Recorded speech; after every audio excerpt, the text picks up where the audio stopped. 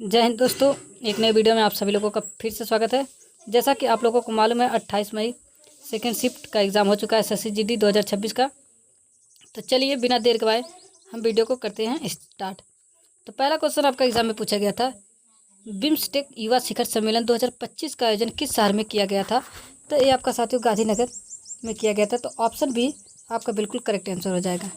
Next question पूछा गया था, राजा राज प्रथम ने चोल साम्राज्य की गद्दी कब संभाली?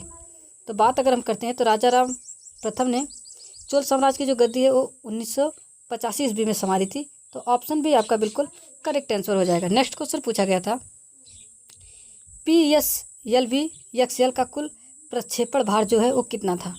तो वो आपका साथी वो 320 टन था। तो ऑप्शन सी बिल्कुल करेक्ट आंसर हो जाएगा। नेक्स्ट क्वेश्चन पूछा गया था, देव मीणा ने पोल वाल्ट स्पर्धा में भारत के लिए राष्ट्रीय रिकॉर्ड कब बनाया था? तो ये आपका फरवरी 2025 में बनाया था। तो ऑप्शन भी आपका बिल्कुल करेक्ट आंसर हो जाएगा। चलिए बात करते हैं अगले क्वेश्चन की। अगला क्वेश्चन आपका पूछा गया था, प्रतिभा सेतु पोर्टल किस संस्था द्वारा लॉन्च किया गया था? तो ये आपका साथियों UPSC द्वारा लॉन्च किया था, यानी कि संघ लोक सेवा आयोग के द्वारा। तो ऑप्शन भी बिल्कुल करेक्ट आंसर हो जाएगा। चलिए बात करते हैं अगले क्वेश्चन की। अगला क्वेश्चन आपका पूछा गया था, प्रधानमंत्री नरेंद्र मोदी की नई निजी सचिव किसे नियुक्त किया गया था? तो ये आपका साथियों निधि तिवारी को किया गया था। तो ऑप्शन ए बिल्कुल करेक्ट आंसर हो जाएगा। नेक्स्ट क्वेश्चन पूछा गया था, पहली महिला विधि सचिव कौन बनी? तो ये आपके साथियों डॉक्टर अंजू राठी राणा बनी थी। तो ऑप्शन ए आपका बिल्कुल करेक्ट आंसर हो जाएगा।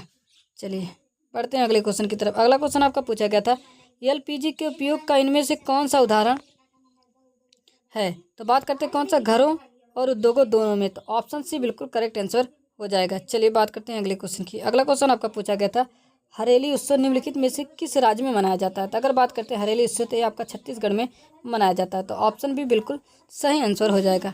नेक्स्ट क्वेश्चन पूछा गया था, जल का अधिकतम घनत्व कितने डिग्री सेल्सियस पर होता है? तो ये आपका साथियों 4 डिग्री सेल्सियस पर होता है। चलिए नेक्स्ट क्वेश्चन पूछा गया था, अरावली पर्वतमाला की पहाड़ियों में दुनिया की सबसे बड़ी जंगल सफारी परियोजना किस राज्य में प्रस्थापित या शुरू की गई है? तो ये आपका साथियों गुरुग्राम हरियाणा में।